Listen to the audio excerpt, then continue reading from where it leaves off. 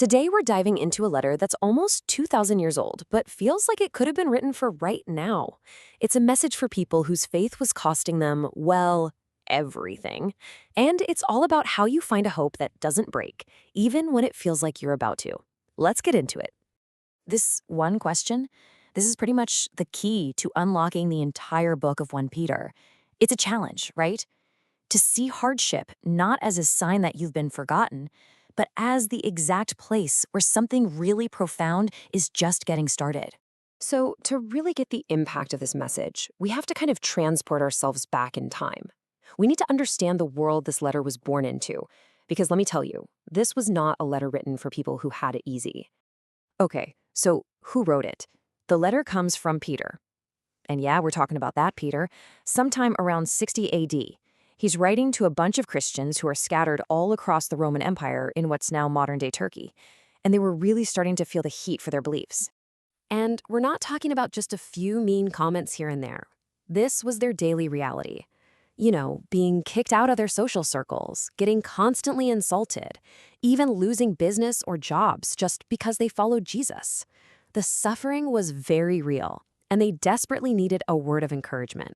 And this is absolutely crucial. Peter doesn't write a letter promising that all their problems are going to magically disappear. Not at all. Instead, he gives them a completely new way to see what they're going through, a total reframe of their entire situation.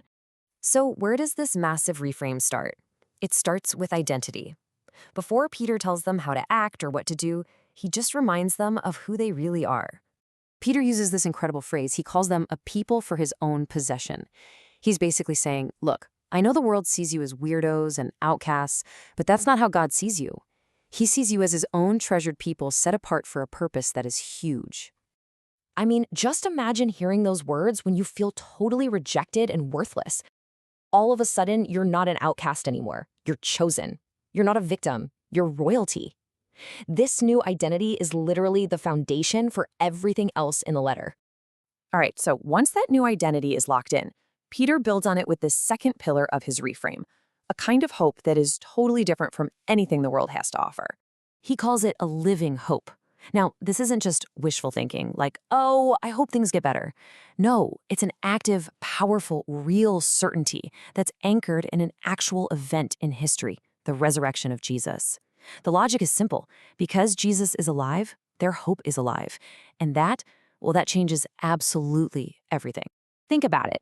The kind of hope the world offers, it's so fragile. It fades. It can be stolen. It totally depends on things going your way. But this living hope is something else entirely. Peter says it can't perish, it can't be spoiled, and it can't fade. Why? Because it's being kept safe by God, not by us. Okay, so this is where the rubber meets the road.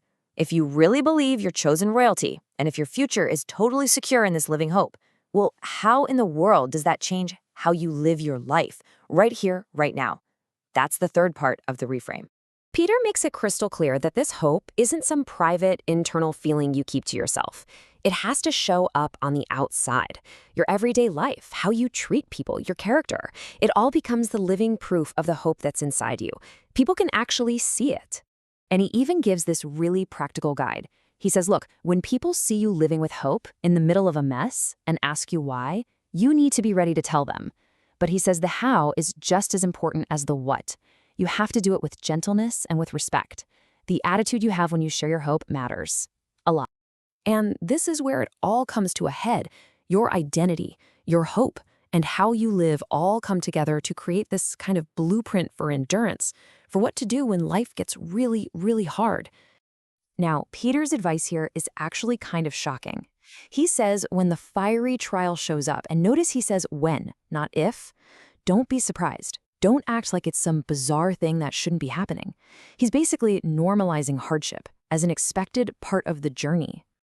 So why shouldn't you be surprised? Because the trial actually has a purpose.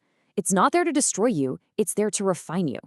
He uses this powerful picture of a goldsmith who uses fire not to burn up the gold, but to burn away all the junk, leaving behind something pure, beautiful, and way more valuable. And this is the ultimate promise that makes that kind of endurance possible. The suffering, he says, is just for a little while. It has an expiration date, but God's work in you is eternal. He himself makes this incredible promise to restore you, to make you strong, and to put you on a firm foundation.